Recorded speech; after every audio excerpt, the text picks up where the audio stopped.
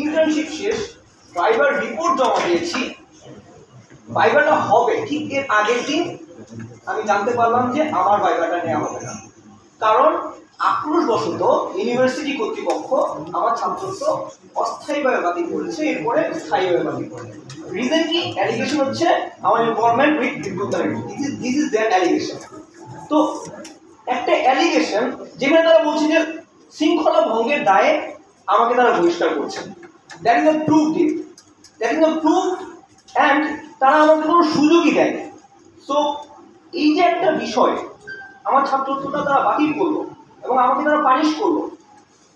পরবর্তীতে আমাকে আমার বাসা থেকে, আমি ঢাকা থেকে আসতাম যেতাম, আমাকে আমার বাসা থেকে ডিজিএফআই তুলে নিয়ে যায় with the help of RAB. Now এই যে এক্সট্রা জুডিশিয়াল একটা পানিশমেন্ট, আমাকে 2 মাস 10 দিন ডিজিএফআই গুম করে রাখে, এরপর র্যাবে দেয়, র্যাব 10 দিন গুম করে রাখে, এরপর মিথ্যা মামলা দেয়, এবং ইউ নো দা কালো আইন, সন্ত্রাস বিরোধী আইন, যেটা কোনো জামিন নাই। আমি প্রায় 1 বছর 9 মাস এরপরে আবার জেল খাটি। এই যে আমার পুরো পরিবার পানিশ হলো। আমরা এর আগে অন্যদের বক্তব্য শুনেছি যেখানে অন্যদের পরিবার কিভাবে পানিশ হয়েছে। এই যে আমাদের বন্ধু বান্ধব আত্মীয় স্বজন সবাই একটা উৎকণ্ঠার মধ্যে, আমরা কিসের মধ্য দিয়ে গিয়েছি এবং আমরা কোনো বিনা বিচারে শাস্তি পেলাম, আমাদের কোনো রাইট কথা বলার, আমাদের একটা ভালো কথা বলার, একটা খারাপ কাজকে বাধা প্রদান করার কোনো অধিকার যে সমাজ দিচ্ছে না। How can that be a good society? এখন আমি বলতে যাচ্ছি একটা ইম্পর্টেন্ট পয়েন্ট, যেটা হচ্ছে যে মানুষ যে কষ্টের মধ্যে দিয়ে যাচ্ছে, মানুষ যে ইনজাস্টিসের মধ্যে দিয়ে যাচ্ছে, এই দুঃখের কথাগুলো শোনার তো একটা প্ল্যাটফর্ম দরকার।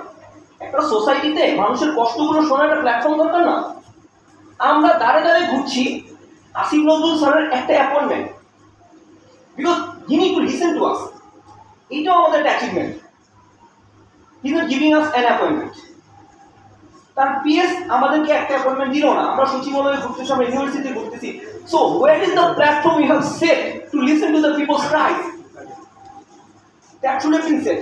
আমরা বলবো যে বৈষম্য বিরোধী একটা সমাজ যদি গড়ে তুলতে হয়, তাহলে অবশ্যই মানুষের দুঃখ কষ্টগুলো শোনার একটা প্ল্যাটফর্ম আপনাদের থাকা উচিত। বর্তমান অন্তর্বর্তীকালীন সরকারকে আমরা বলবো যে এটা ছাড়া আপনি ন্যায় বিচার প্রতিষ্ঠা করতে পারবেন না। তাহলে আপনারা শুনুন জনগণের কথাগুলো, এটা জনগণের সরকার। Otherwise you will be just thrown away like the others. তো আমরা আসিফ নজরুল স্যারকে বলবো যে you should have this openness and you should have this integrity, you should have this righteousness to listen to people's calls, to listen to people's cries, and আপনার উচিত এর মাধ্যমে আপনার জাস্টিফিকেশনটাকে প্রুভ করা।